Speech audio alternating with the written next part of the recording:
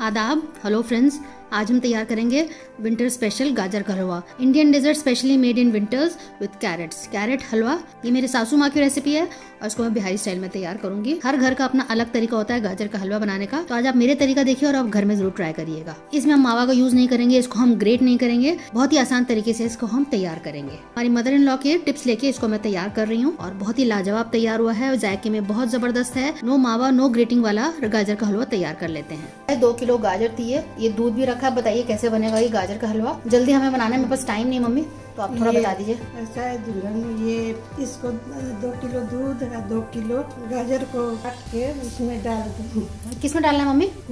Cooker में डाल दें गाजर और दोनों दूध को एक साथ डाल दें। अच्छा, फिर क्या करना है? थोड़ा सा गल जाए, मतलब तो कुकर को ढक्कन लगा के नहीं, अभी ना कुकर को ना ढक्कन लगाना। अच्छा, ढक्कन नहीं लगाना है, ऐसे जाएगा दूध है। अच्छा ठीक है, तो उसमें ढक्कन नहीं लगाना है, थोड़ा सा सीधे हम उसको गलाना है बस। ढक के ऐसे ही हल्की आंच पे। हल्के आंच पर जब अच्छा थोड़ी सी दूध बच जाएगी जी, तो उसको क्या कीजिएगा कि ढक्कन लगा दीजिए। अच्छा, पहले आप कहना चाह रही हैं कि पहले हम उसको हल्की आंच पे ऐसे ही छोड़ दें, उसको ढक्कन ना लगाएं, सीटी ना लगाएं। जब थोड़ा पक जाए, थोड़ा कम हो जाए, तब उसमें आपको हम सीटी लगाएंगे। तो गल जाएगा, तब गलाना है। तो सीटी कितनी देनी मम्मी? सीटी 3-4। अच्छा, उसमें गल जाएगा अच्छे से। हाँ, क्योंकि हमने छोटे छोटे टुकड़े कर लिए ना। आपके पास अगर टाइम नहीं है तो आप इसमें बड़े बड़े टुकड़े भी करके डाल सकते हैं, लेकिन हमने थोड़ा सा गल जाता है, छोटा हो चाहे बड़ा हो गल जाएगा। 4-5 सीटी में आराम से गल जाएगा। तो मैं सारा करके आपको दिखाती हूँ, फिर मैं आपसे।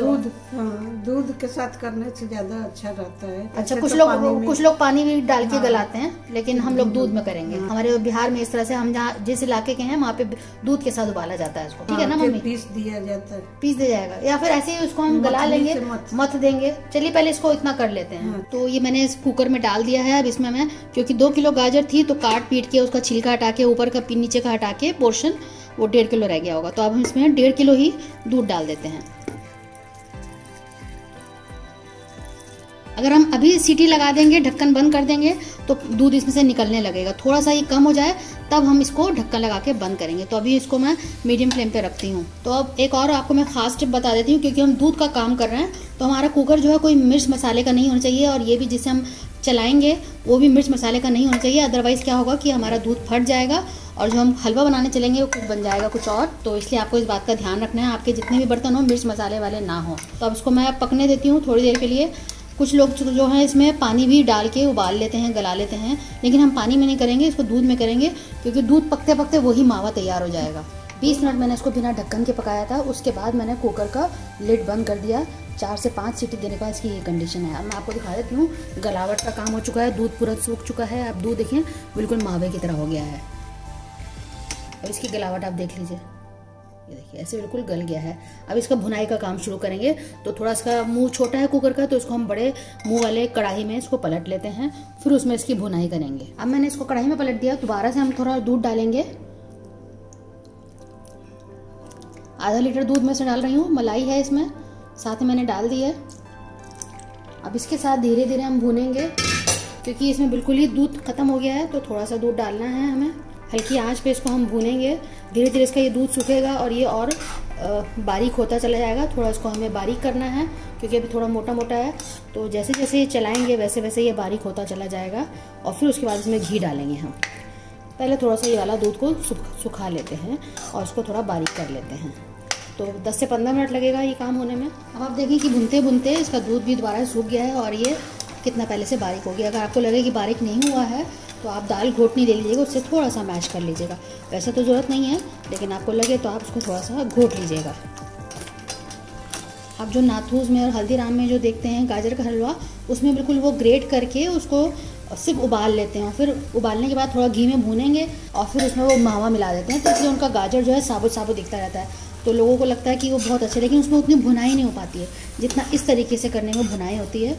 बिहार में इसी तरह से तैयार किया जाता है और इसकी खूब भुनाई होती है घी के साथ, दूध के साथ। जैसे जैसे भुनता रहेगा वैसे वैसे थोड़ा थोड़ा करके मैं इसमें घी डालूँगी और धीरे धीरे इसका जायका बढ़ेगा भुनने से। आप इसमें जितना दूध डालें, जितना घी डालें, उतना ही चीज़ अच्छी बनेगी। एक मुहावरा है ना, जितना गुड़ डालेंगे उतना मीठा होगा। तो उसी तरह इसमें है, जितना आप दूध डालेंगे, जितना आप घी डालेंगे, उतना ये अच्छा बनता चला जाएगा। तो धीरे धीरे करते हुए मैं इसमें 7-8 चम्मच घी के डालती हूँ। अब देखें, आप धीरे धीरे ये सिमट रहा है। पहले पूरी की कढ़ाई भरी हुई थी, अब जैसे जैसे भुनेगा और सिमटता चला जाएगा। फ्लेम को थोड़ा सा कभी कभी मैं हाई कर दे रही हूँ, कभी लो कर दे रही हूँ। अभी मैंने दोबारा हाई किया है, दोबारा से इसमें हम घी डाल दे रहे हैं। अब ये भुनाई पे आ रहा है, धीरे धीरे इसका दूध सूख गया है। तो इसी तरह से करते हुए 5-6 मरतबा मैं घी डाल दूंगी।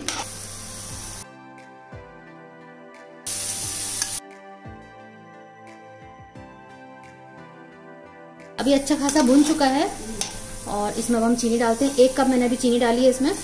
चख के हम ज़रूरत पड़ेगी तो और डाल देंगे। अब जैसे जैसे ये चीनी पिघलेगी, गाजर का कलर जो है वापस आता रहेगा। चीनी जो है कैरेमलाइज होती है और उसका जो ब्राउन कलर आता है उसकी वजह से गाजर का कलर भी ठीक हो जाएगा। लो फ्लेम पे हम चीनी को पिघलने देते हैं।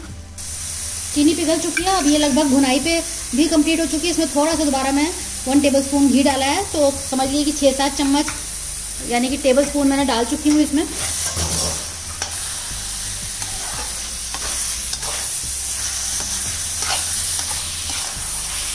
अच्छे से गाजर गल चुकी है, अच्छे से भुन चुकी है और चीनी भी डल चुकी है। अब इसका हम चीनी चख लेंगे, ज़रूरत पड़ी तो और डालेंगे। आप चाहें तो इसमें ड्राई फ्रूट्स डालें या चाहें तो छोड़ सकते हैं, ये ऐसे भी बहुत अच्छा लगता है।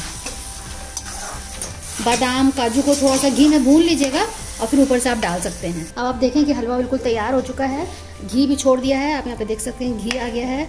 भुनाई करते करते जब घी रिलीज कर दे और इस तरह से सिमट जाए तो उसका मतलब ये है कि तैयार हो गया। आप इसका चीनी चख लीजिएगा, ज़रूरत पड़े तो और डाल सकते हैं अपने हिसाब से, वो आपके डिपेंड करता है कि कितना कम कितना ज़्यादा आपको लेना है। तो हमारा बढ़िया सा हलवा तैयार है। आप ऊपर से जब आप सर्व करें उसी वक्त आप इसमें चाहे तो थोड़ा सा ऊपर से खोया डाल दें ताकि सफ़ेद सफ़ेद दिखेगा, तो लोगों को लगेगा कि हाँ ये वाकई गाजर का हलवा। अदरवाइज जो हमने दूध इसके साथ पकाया है इसमें अपने आप वो खोया बन के तैयार हो चुका है और साथ में इसमें मिल गया है। तो आप सर्व करते वक्त ऊपर से खोया डाल दें, ड्राई फ्रूट्स डाल दें, बादाम काजू जो आपको पसंद हो डाल दें। रेसिपी अच्छी लगे तो शेयर कीजिएगा अपने दोस्तों के साथ, अजीजों के साथ, और हमें आपके फीडबैक का इंतजार भी रहता है। तो बनाइएगा, सीजन में विंटर्स में खास तौर पर गाजर का हलवा बहुत अच्छा लगता है। अगली बार मिलते हैं किसी नई रेसिपी के साथ, तब तक के लिए शुक्रिया। देखते रहिए शैला दस्तरखान।